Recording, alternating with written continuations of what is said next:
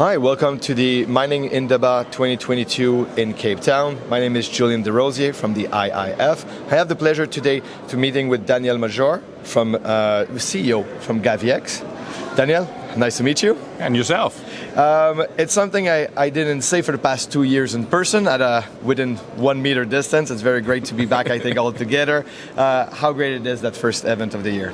Oh yeah, and to come back here into Africa, I haven't been to Indaba for ages, and to be able to shake people's hands here at Indaba has been great. This has been very, very different from what we're used to in Zoom calls. So we're going to deep dive right into it. What is GoviEx? GoviEx is a uranium development company. We're Africa focused. We have 3 projects. 2 of them are fully mine permitted. Key one is a project called Macroeconomics in Niger.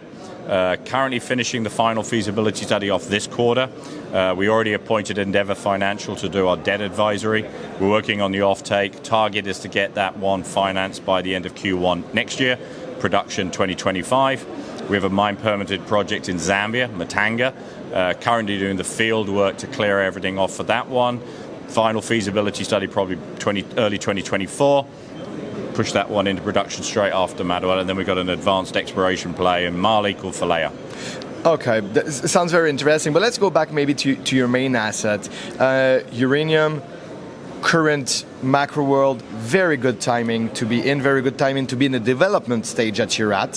Very good timing to production 2025. You've got France building, you've got a lot of countries that didn't want uranium a few years back, and now I think the macroeconomics have changed the world. How did that affect your company? We've always been focused on being a developer, knowing that this market was going to get tighter and tighter.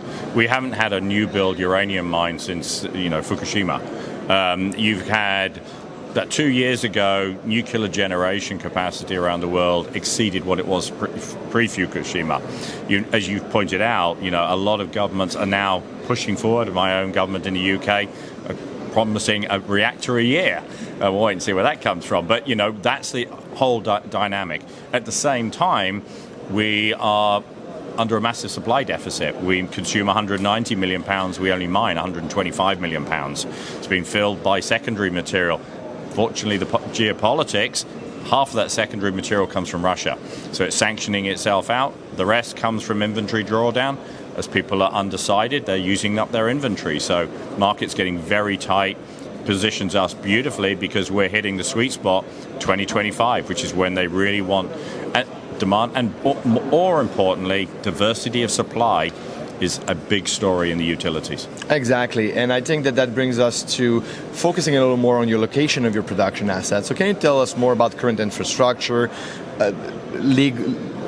everything about rights down there, about absolutely. A little more about. Yeah, I think the first point I'd say, no one's sanctioning Africa, so that's a good place to start. Yeah. We permitted in Niger in 4 months. That's why we're in Africa. You get stuff done. Niger, we're right next to the towns of Arlet and Akukan that were built by Orano back in the 70s. So fantastic infrastructure, roads, power. Cominac mine next door is closed last year, so there's a labour force available. Their other mine will close around the end of the decade, so more labour force becoming available. Good government. The government's a 10% shareholder through its free carry, and you have another 10%. But the Nigerian government's very focused on getting uranium mines built. They're comfortable with it. Export's been done since the early 70s out of Benin, so it's a well-trodden path. If you look at Zambia, similar. We've got a power line straight past the property. We're right next to the Zimbabwe border. Good roads. Government in Zambia, and you've heard how positive they are about mining at this conference. And they're one of 14 countries in Africa who want to go nuclear as well. So we're in 2, and these are all mining countries as well, with good mining codes. Exactly. So this is really good to hear. And if we continue down on that road, you're in a uranium company.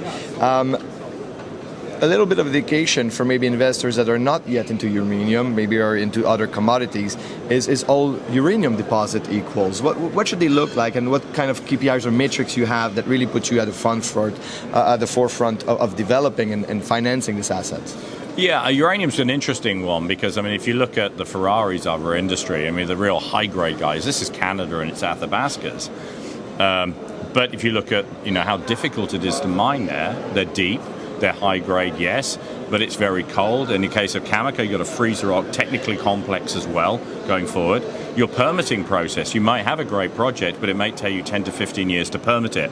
Whereas you look at the African projects, they're near surface, they're slightly lower grades, but they're easy to get away, easy to mine. You've got governments who are actively focused on resource generation and development because it's part of their GDP. It's a massive part of Africa's GDP, whereas it's not a large part of America's GDP. And so governments can take a more liberal view and make it quite difficult to get a mine away. Here, they want mines. It brings infrastructure, it brings development, it brings cultural development, it brings CSR, all of the things that jurisdictions need to get going. Absolutely. And if investors want to learn more about your company, where do they go online? Our best place is go to our website at GoviEx.com. All right, that's great to hear. Well, Daniel, thank you very much for your time. We were live from the Mining Indaba 2022 in South Africa. Daniel Major from GoviEx. Thank you very much for your time. Best of luck for your production assets. Julian, much appreciate it. Thank you.